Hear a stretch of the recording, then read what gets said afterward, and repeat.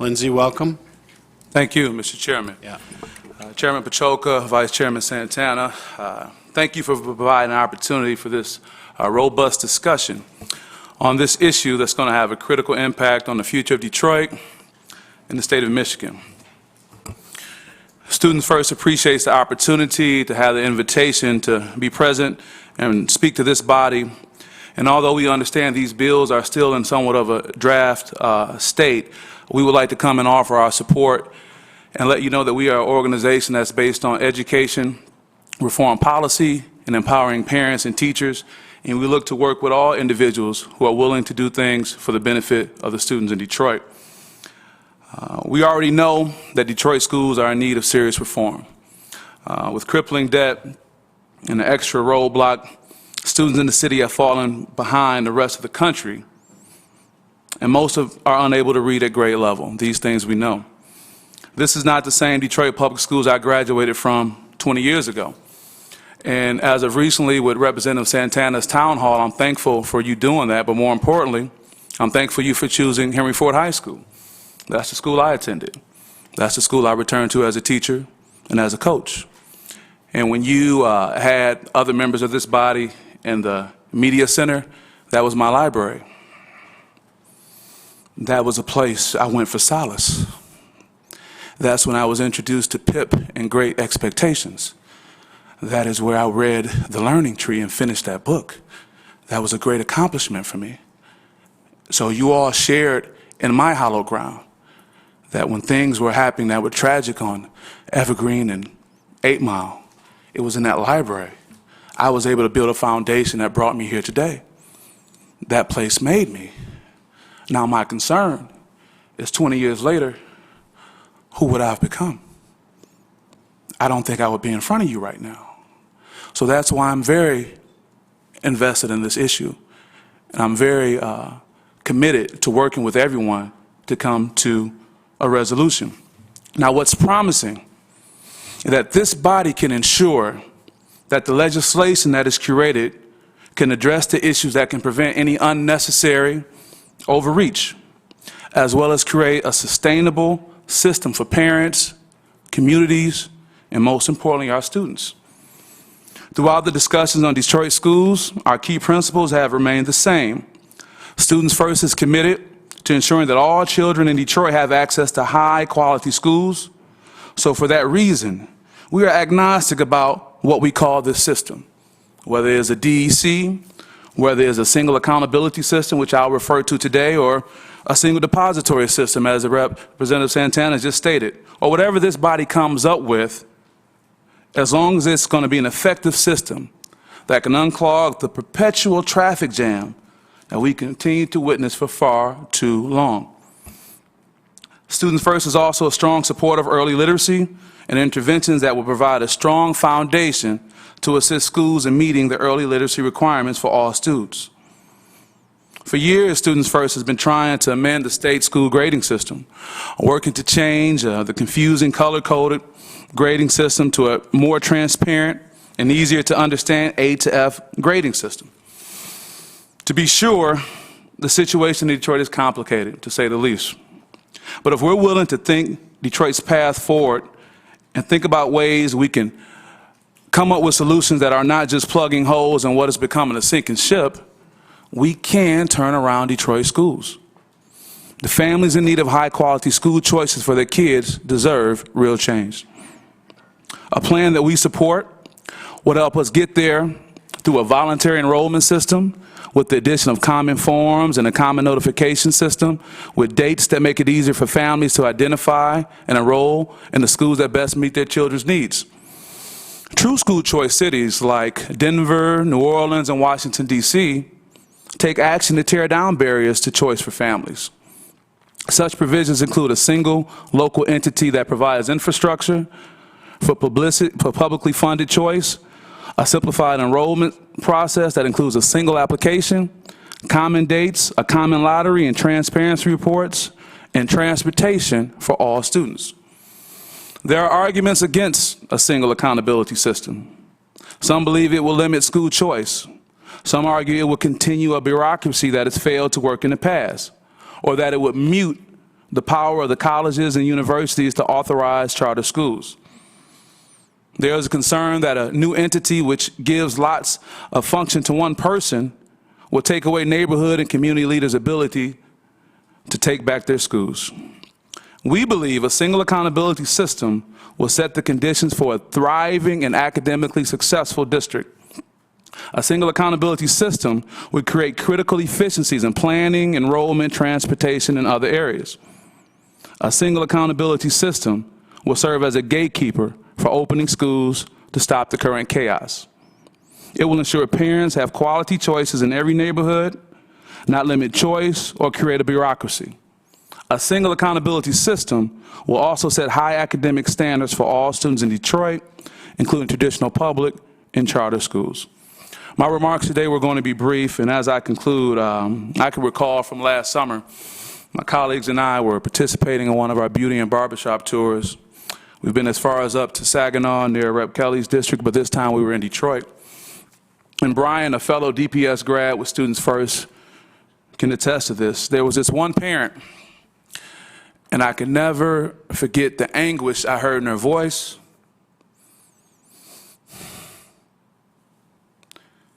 the pain in her face, because she was running around trying to find the best school for her children to attend, and she had the greatest intentions. But fast forward, me on the other hand, and I apologize for this, I apologize. But I was able to send my daughter to a school just around the block from here that many of your staffers send their children to because we have the resources to afford it. There was never a question. Her school is described as exceptional. And I was able to be a guest reader in her class yesterday, the same young man that graduated from Henry Ford 20 plus years ago. My point is, people, and I apologize for the emotional response, but our penalty of leadership is to provide excellent educational opportunities for all of our students. So when we go back to our respective districts and we have the people who support us, who tell us what they want to see happen in Detroit, you have to remember that you have gathered all this information and you're in a position to push back to those who are uneducated about the complexity of this issue and realize that students in Detroit do not have advocates like Representative Santana every day.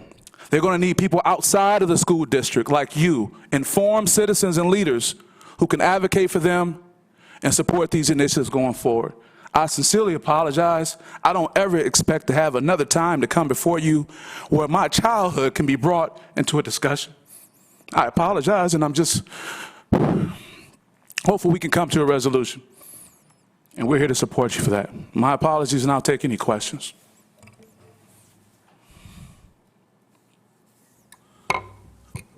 No apologies needed. Representative Kelly.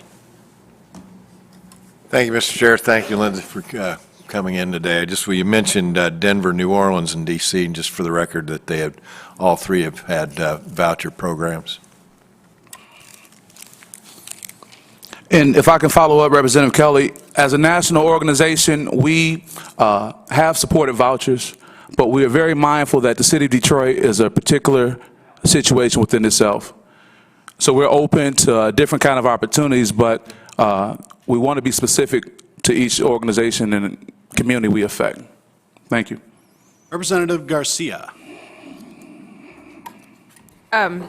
Just a question. I'm sorry. When you're talking about a single accountability system, I'm a little confused. Are you referring to what's in the Senate proposal, which is a DEC, or are you referring to a letter grading system? Because when I think accountability system, I think academic specifically. So if you could just clarify, I'd appreciate it. Sure. I hope that I can. The Senate version has been something we were well invested in for more than 6 months. So when I make reference to a single accountability system, that has probably been the most public document that's been discussed. As it relates to A to F letter grading, we're hoping that A to F letter grading as a legislative piece can be supported throughout the state. There's currently legislation pending for that, and we will support that. But we're focused on a particular entity that speaks to the needs of Detroit, that can help those trains run on time, and can be sensitive to the past issues the community has had in the past. And just another question, if I may, Mr. Chairman. Just speaking of the other school districts, I'm sorry, it was Denver, DC, and one other that you highlighted. New Orleans. New Orleans, correct. All of those have unique situations, as does Detroit, but what in your mind makes Detroit so different from those other school districts that have similar academic concerns, similar concerns around poverty, et cetera? Well, I think it's, I can be very transparent and say that Detroit has had issues and challenges being a focal point of a largely minority city for decades. And when you say Detroit to people, unfortunately, in many cases, there may be negative thoughts instead of positive. I don't think the other cities that we mentioned, Denver, Washington, D.C., or New Orleans, will have that kind of reflective thought when the city is mentioned. So let's look at the history of the city, where the city has gone. Representative Inman, you talked about being a student in Detroit at one time, and you transitioned from there. So I think we have to look at the unique history that the city of Detroit has had that makes it a unique city compared to any other city in the country. And when taking that into account, it can make us look at things we should focus on specifically for Detroit and no other city. I appreciate that perspective. When I look at those cities, and perhaps it's because I'm an education policy wonk, while the history and background is very important for each of those cities because they're all very different, I would say that there's a commonality with academic performance and how we all need as a community to address academics in all of our urban cities and rural cities and suburban cities as well. So I thank you for your perspective. You're welcome. Representative Santana. Thank you. And to follow up to Representative Garcia's question and to Mr. Huddleston, I think people have to put this in perspective as we, oftentimes the government like to compare our state or our cities to other places. Detroit is unique in this aspect. In the 1980s, I think we had 11 automotive plants inside the city of Detroit. Today, we have one. Think about the ripple wave effect that it had on its economy, and when those auto plants up and moved during the 80s, I mean, it was like a buckshot to the head. When we enter into the 1990s and the robust years of that economy, people started packing up house and home and moving into the surrounding suburban school districts, okay, taking their children with them. And so the population, got a protester. Yeah, virtual.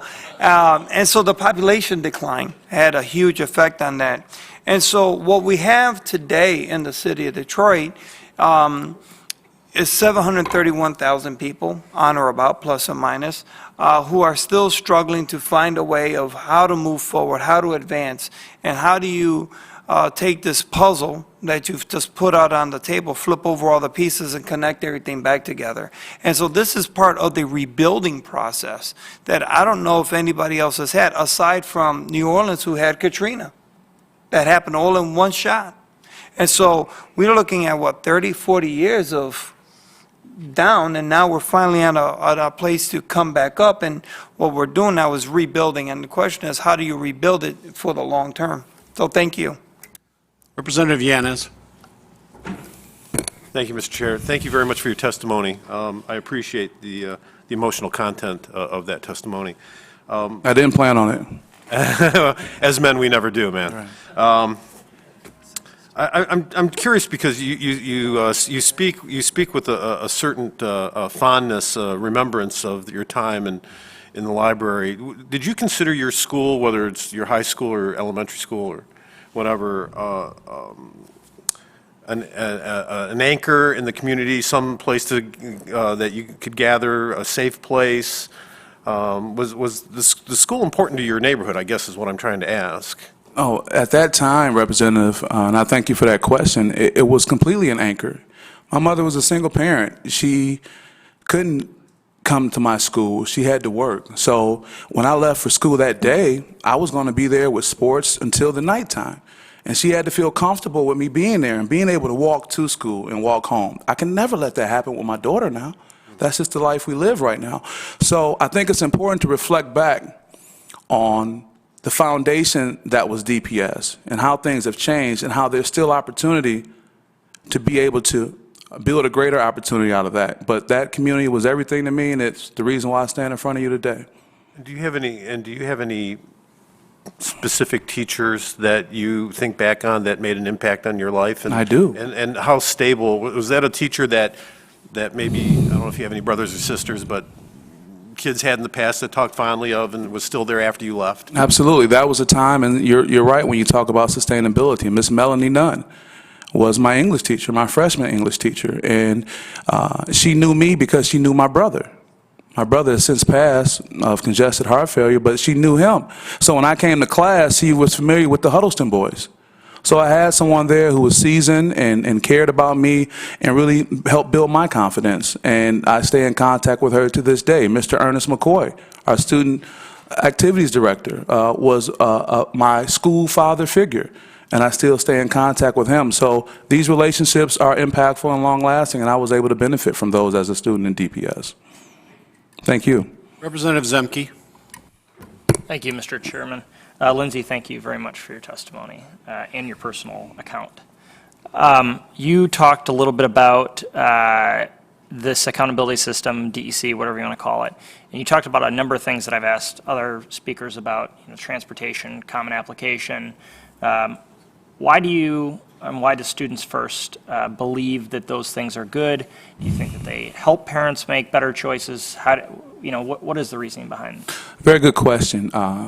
We think an accountability system is probably one of the most important things that we need to look at as a governing body and as a state. We want to make sure that our students are able to compete not only globally, but to get opportunities that may not be there for them based on the experience that they had so far. So with accountability, it holds teachers accountable, it holds parents accountable because they can make the right choice based on this information they have, and it holds traditional and non-traditional schools accountable. So we think that that transparency will allow teachers to be able to make better choices, parents make better choices like the one I referenced earlier, based on an accountability system that they can believe to be current and accurate. Do you think that under the current system, regardless of the debt in DPS, but the current system of schools, both both charter and traditional public, do you believe that any of that exists right now, that parents can make accurate choices? I really think that the young lady that we spoke of is a microcosm of many of the parents. They're not in a position to. Who has the opportunity to travel from school to school based on hearsay and what they've heard? They no longer have those pivotal schools like Henry Ford where they know when they send their student out the door, that place is going to be a great place for them to grow. With the growth of charters, which has been a good thing in some cases, but bad in some cases, parents just don't know. And someone who has limited resources, they don't, bless you, they don't have, bless you again, they don't have a two-family household where, a two-parent household where one parent can be the educational, intellectual finder and another parent can provide. One more, God bless you. And I think that it's really important to look at transparency and provide those opportunities like that. Thank you. Thank you. Thank you, Representative. Thank you, Mr. Huddleston. I as well grew up in a single-parent household, and if I wasn't playing sports after school, I would have been getting in trouble. It's the bald head that does it, I know. Me too. All right. You're a part of the caucus. Right. Welcome. All right, thank you.